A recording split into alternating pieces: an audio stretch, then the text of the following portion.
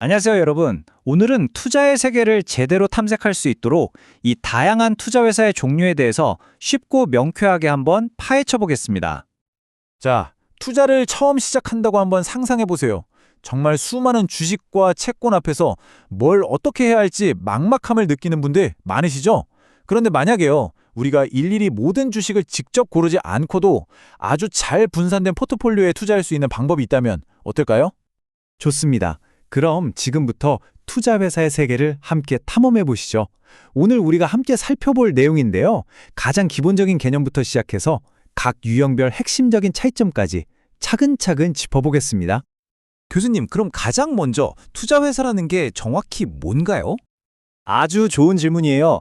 가장 쉽게 말하면요. 투자를 위한 일종의 공동구매라고 생각하시면 돼요.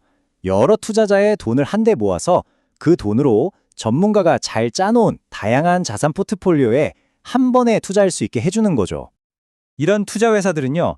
사실 1940년에 미국에서 만들어진 투자회사법에 따라서 운용 방식에 따라 크게 두 가지 유형으로 나뉩니다.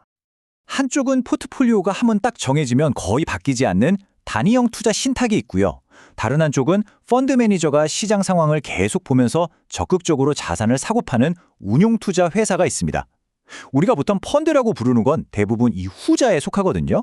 그러니까 여기에 집중해서 한번 자세히 들여다보죠. 그렇군요. 그럼 그 운용 투자 회사라는 큰 틀 안에서는 또 어떻게 나뉘나요? 어떤 중요한 기준이 있는 건가요? 네, 바로 거래 방식이 핵심적인 차이점입니다. 개방형 펀드는요, 펀드 회사라는 가게에서 우리가 직접 물건을 사고 파는 것과 같아요. 반면에 폐쇄형 펀드는 이미 발행된 주식을 투자자들끼리 서로 사고 파는 일종의 중고시장과 같다고 볼 수 있습니다. 펀드 얘기할 때 NAV라는 말을 정말 자주 보게 되는데요. 그럼 그게 결국 펀드 한 주의 진짜 속가치, 내재 가치라고 이해하면 되겠네요. 정확합니다. 개방형 펀드의 가장 큰 특징이죠. 투자자가 펀드를 사거나 팔 때의 가격은요, 항상 하루에 딱 한 번, 장 마감 후에 계산되는 그 순자산 가치 NAV와 동일하게 결정됩니다. 하지만 폐쇄형 펀드는 주식처럼 거래소에서 투자자들끼리 사고 파는 거라고 했죠? 그렇기 때문에 가격이 순전히 수요와 공급에 따라 시시각각 움직입니다. 바로 이 지점에서 아주 흥미로운 현상이 발생하게 돼요. 잠깐만요. 그럼 펀드가 가진 자산의 실제 가치보다 더 비싸거나 혹은 더 싸게 거래될 수도 있다는 말씀이세요? 바로 그거죠.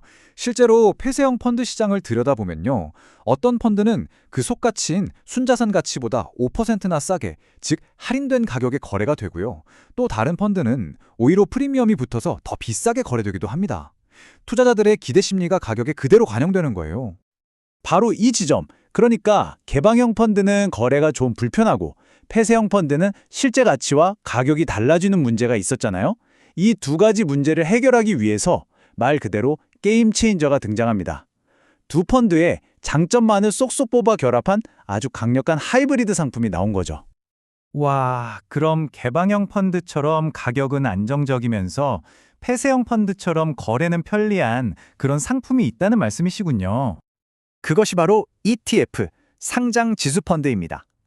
주식처럼 장중에 계속해서 실시간으로 거래할 수 있으면서도 아주 특별한 장치를 통해서 시장 가격이 실제 가치인 순자산 가치에서 크게 벗어나지 않도록 딱 잡아주는 거죠.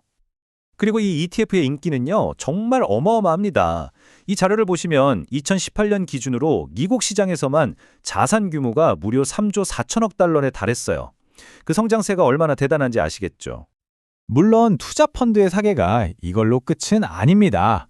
이 외에도 몇 가지 아주 특화된 유형들이 있는데 간단하게만 한번 짚고 넘어가 볼게요. 예를 들어서 우리가 잘 아는 부동산 건물이나 관련 대출에 투자하는 리츠가 있고요. 또 소수의 고액 자산가들만을 대상으로 하는 사모펀드인 헤지펀드도 있습니다. 이 헤지펀드는 규제가 덜한 대신 훨씬 더 자유롭고 공격적인 투자 전략을 사용하는 게 특징이죠. 와, 정말 많은 정보가 있었네요. 교수님, 지금까지 나온 세 가지 핵심 펀드, 개방형, 폐쇄형, 그리고 ETF의 가장 중요한 차이점만 딱 요약해 주실 수 있을까요? 물론이죠. 자, 이 표 하나면 모든 게 정리됩니다. 보세요. 거래 방식은 개방형만 펀드 회사와 직접 하고 나머지는 증권 거래소에서 하죠.